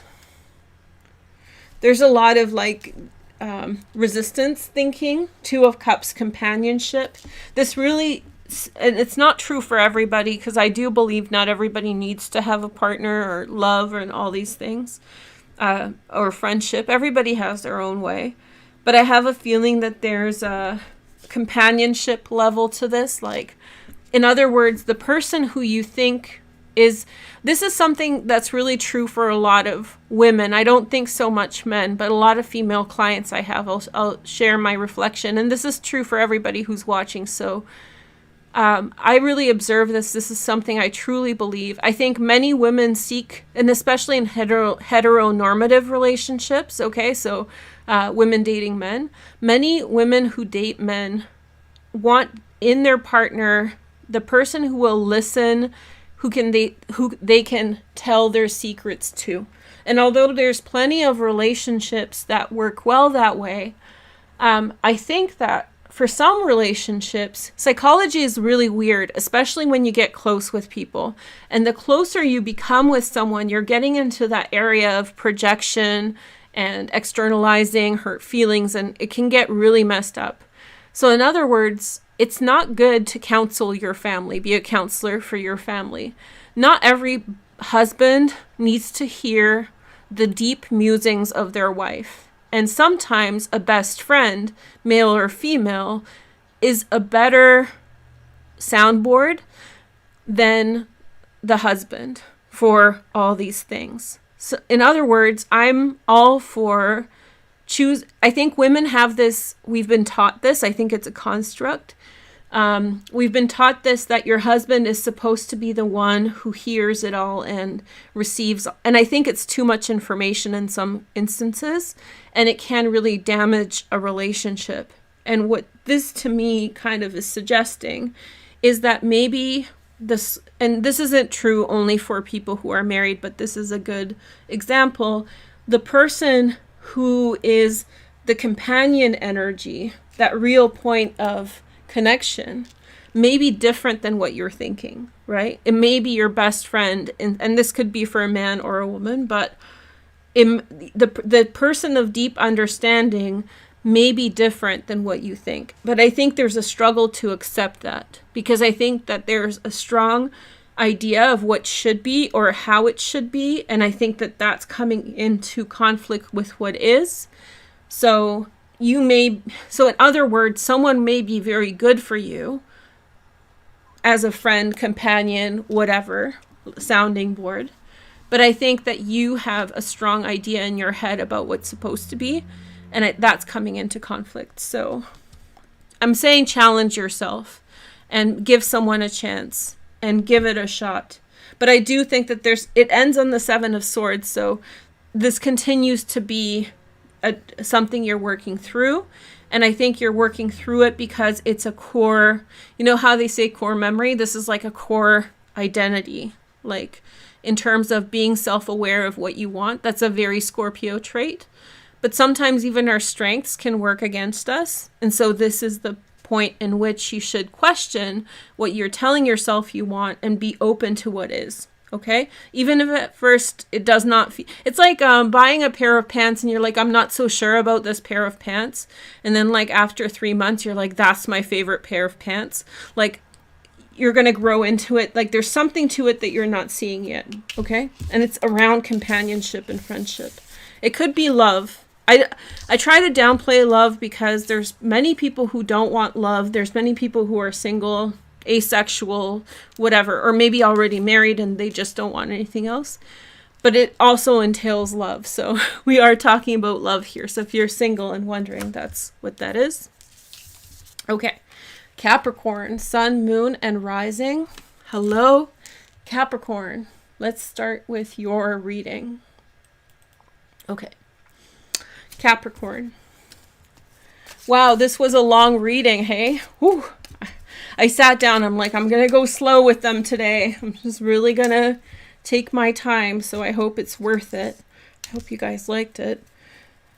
Okay, so we're just warming up for the eclipse season. So this is our celebration. Yeah. A little celebration. Ring. Okay. So you have contribution, Capricorn.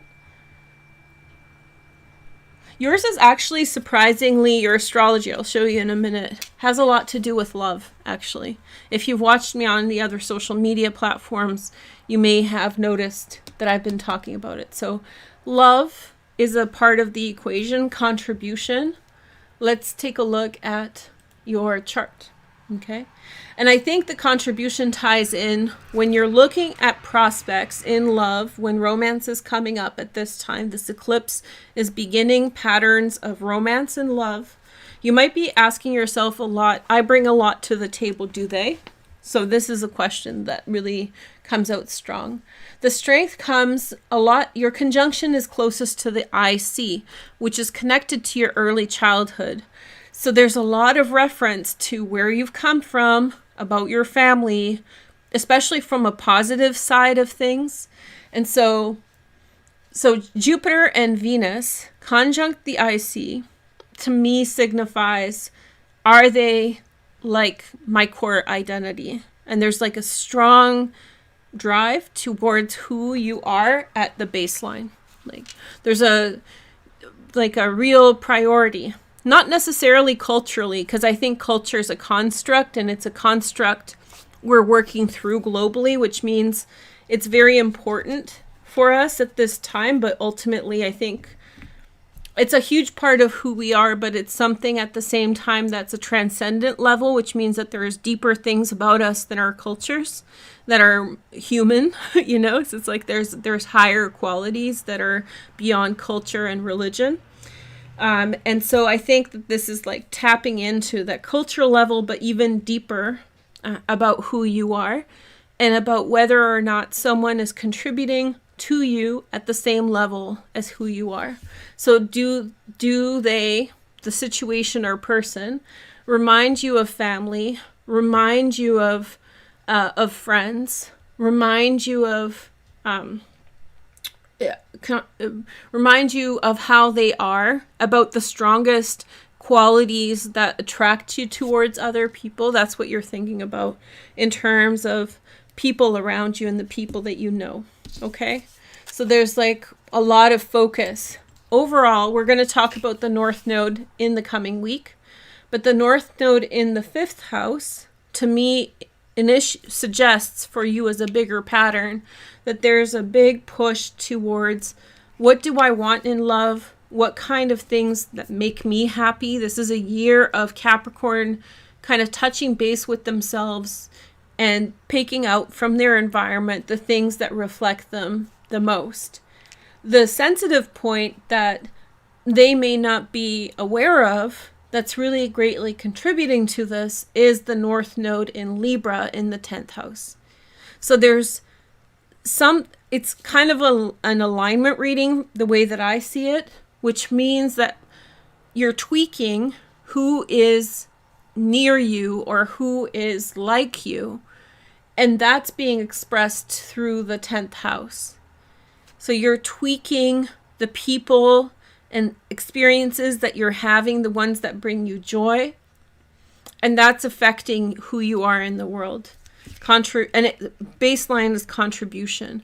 I think that through the last couple years that you've had, you may have experienced a one-side street scenario where you're giving to someone a lot because you've had a lot in your life, and there could have been a parasitic energy or a leech type energy around you. And so now you ask the question, what are the energy that they're giving me back? Okay. So I think that that's what you're asking of your loved ones, but also of friends and family members. What are you giving me back? And is it the same quality I don't believe in being the same level as someone else. I think you can have friends, you know, more financially successful or smarter or whatever else, provided both people are willing to meet at the same space.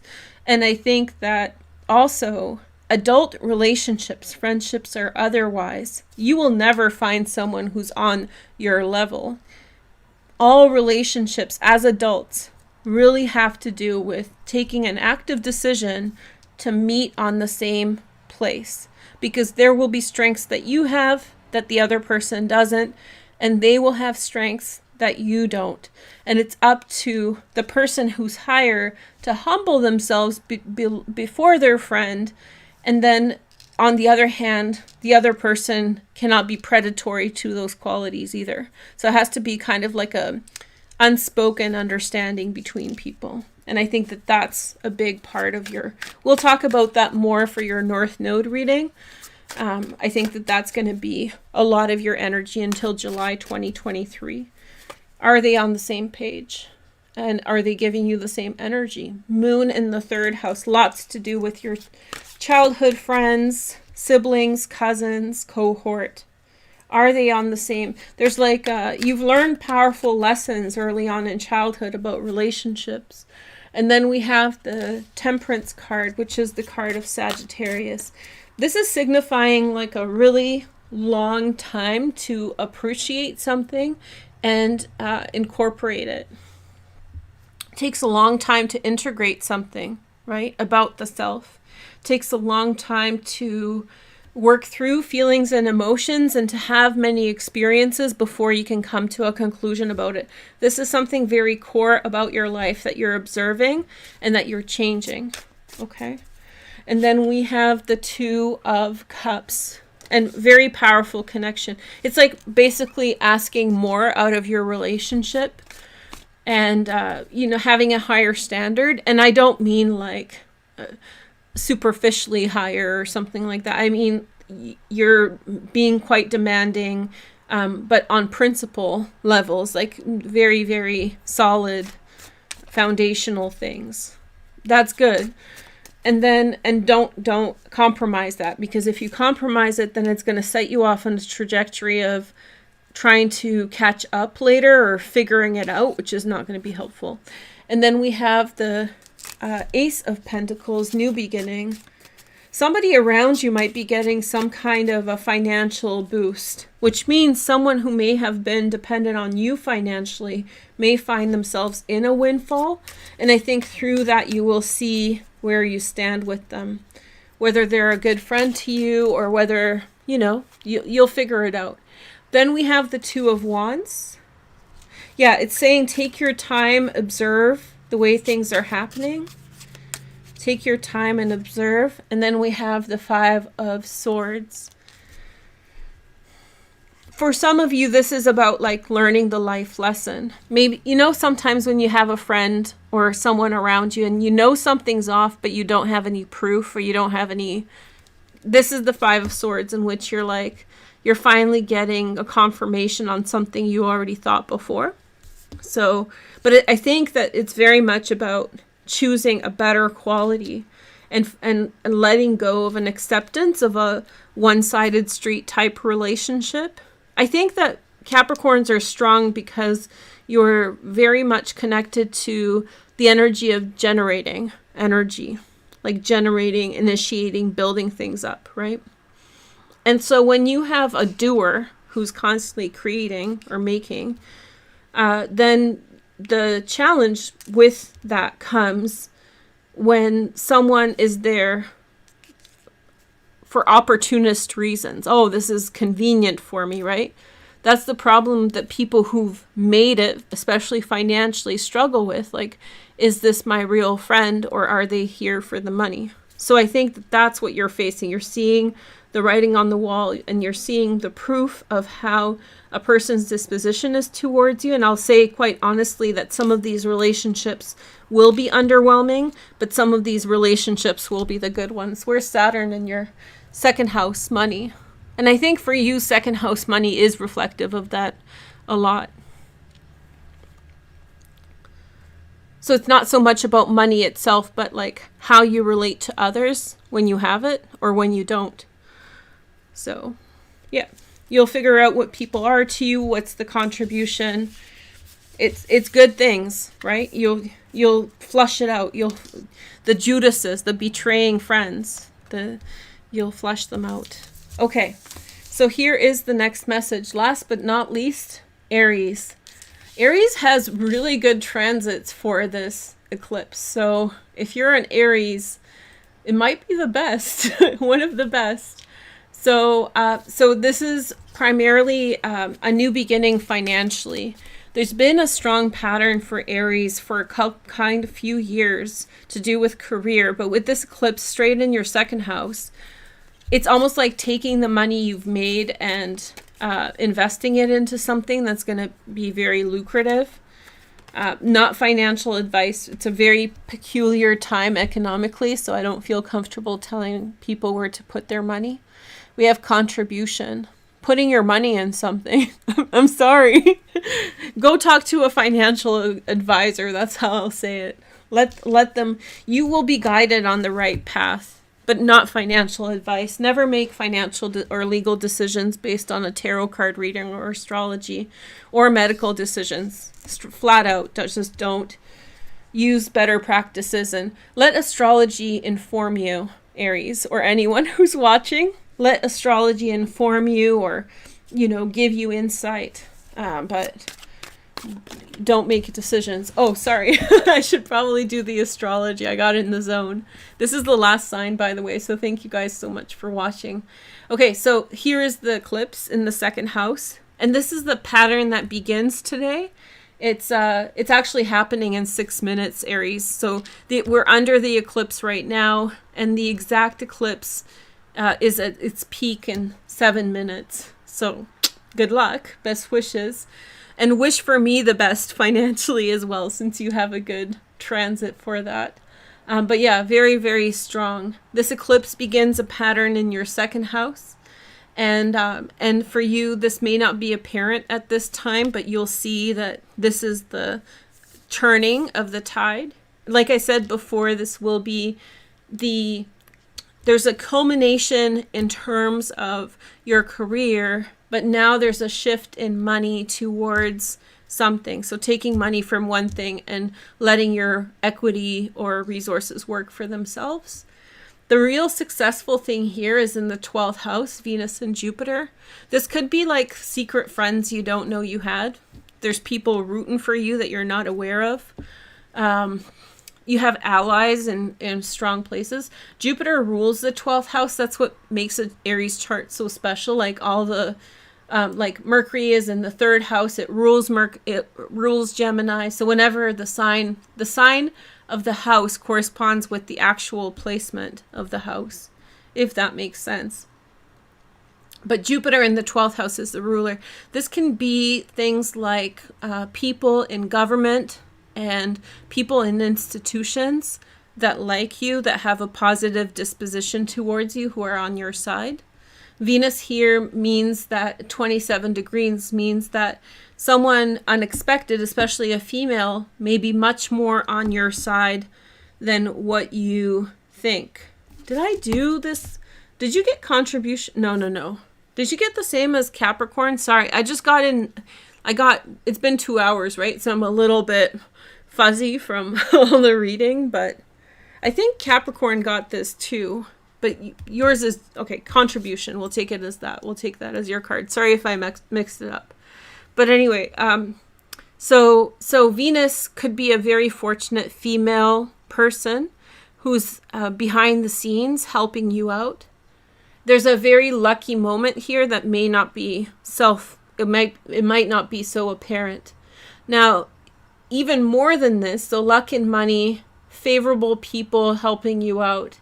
The sensitive point is your 7th house, relationships. So Aries is not only a strong transit for money, but a strong transit for love.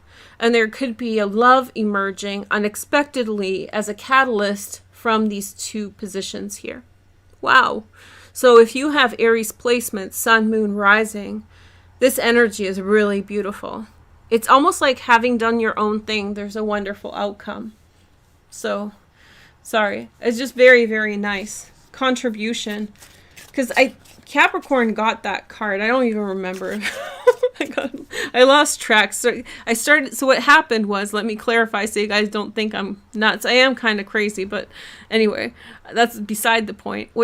Started happening was I started channeling. And so if I don't force myself to stay on topic while I'm doing readings, I can drift off, especially after a long reading like this, a couple hours. Then I get starting connected and I start getting downloads and they get overwhelming. And then I'm like, and this. And so I get really deep in my head. And then I just speak without thinking about what I'm saying.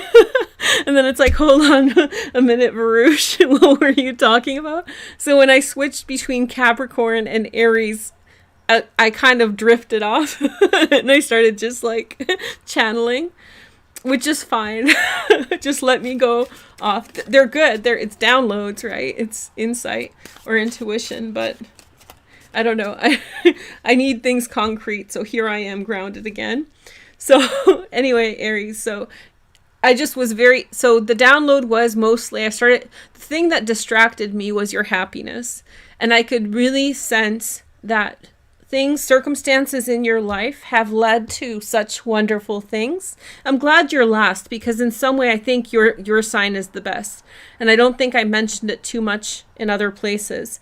For this eclipse, in some ways you have the best transit, hands down. It's not direct underneath the eclipse, so it kind of the intensity misses you directly in some way, but things around in your life, in your love life, for money, you have fortunate people directing fortunate energy your way. And so it's sort of an additive, a positive thing that's being added to your life. By the way, we're under the exact eclipse. The next 2 minutes are the exact eclipse. I'm glad to have spent it all with you all today. So thank you for being here. You guys are awesome. Let's see the cards. So we have 6 of Swords, 6 of Wands. You have left certain types of relationships in the past. There's final closure with regard to it. And then we have 6 of Pentacles. That's the moon in Taurus, the new moon that's happening right now. Better relationships. You took a risk in relationships. Better relationships, more fulfilling. 1 minute. 5 of Cups. So leaving behind emotionally disappointing relationships. Took a risk. You thought it was going to be hard, but it's going to work out. And it's already working out for you now. And then we have people who have your back. People who are here with you through your events. New directions, Aries. New directions. Okay. So thank you guys so much for watching. We're under the maximum eclipse, so before I go, let's play the chimes for everyone since we're here. So if you guys want to meditate or just quietly enjoy, this is the Eclipse Maximum. So again, all my best wishes to you, and I hope that you send me good wishes as well. Very powerful energy right now. I wonder if you guys can feel it. Let me know in the comments once we post the video. There we go. Happy eclipse, everyone. Let's see the message. Hazard. Staying away from the hazard. Recognizing, remember what we talked about? Recognizing the hazardous things.